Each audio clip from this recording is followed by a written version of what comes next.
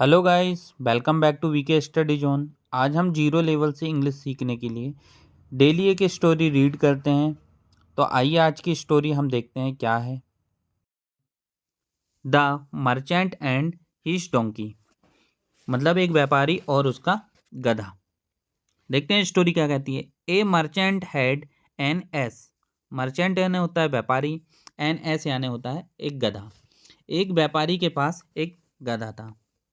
He cared for a very much, cared यानी होता है परवाह करना, वह उसका बहुत ख्याल रखता था, परवाह करता था। He gave it grass and high, grass यानी होता है घास, हाई यानी होता है भूसा, वह उसे घास और भूसा देता था। He went to city daily with a bag of salt, वह रोज नमक की थैली लेके शहर जाता था। His ass carried the bag, carry कौन करता था, कैरी यानी होता है रखना, उसका गधा यह थैली लेके जाता था उसके लिए। वन डे, एक दिन, the S slipped and fail into the water, slipped यानी होता है फिसलना, फेल इनटू द वाटर पानी के अंदर, फेल यानी होता है गिरना। एक दिन गधा फिसल के पानी के अंदर गिर गया। विथ द बैग, थैले समेत।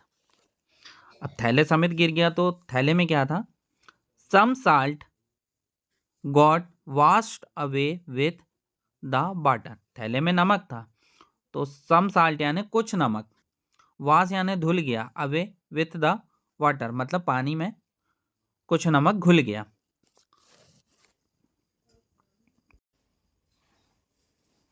दी बैग बिकम लाइटर, बैग यानी थैला, बिकम लाइटर यानी होता हल्का, और वह थैली हल्की हो गई। जब नमक घुल गया तो थैली हल्की हो जाएगी।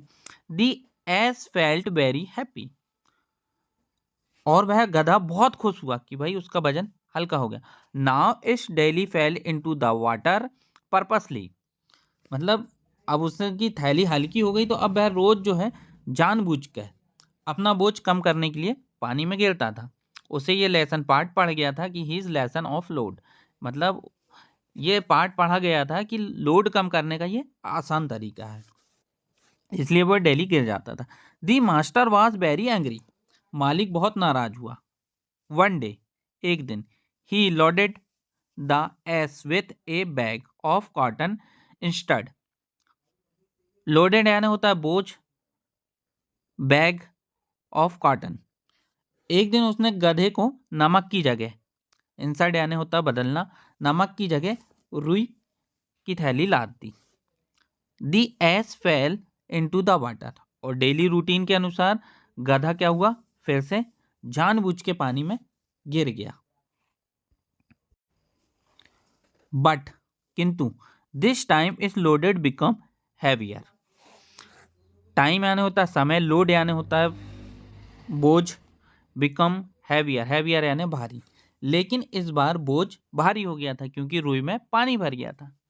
दी master beat the ass to move in forward, master किसको कहा गया, मर्चेंट को कहा, बीट यानी होता है पीटना, एस यानी होता है गधा, मूव इट फॉरवर्ड यानी चलने के लिए। मालिक ने गधे को आगे बढ़ने के लिए बहुत पीटा। दी फुलिस एस रिपेंडेड, मूर्ख गधे को पछतावा हुआ, रिपेंडेड यानी होता पछतावा, मूर्ख गधे को बहुत पछतावा हुआ। After that is never played trick, उसे ये पछतावा हुआ, उसने बाद में फिर ऐसी चालाकी कभी नहीं की। जब उसे ये पछतावा हुआ तो समझ में आ गया कि भाई ये चालाकी अब नहीं चलेगी।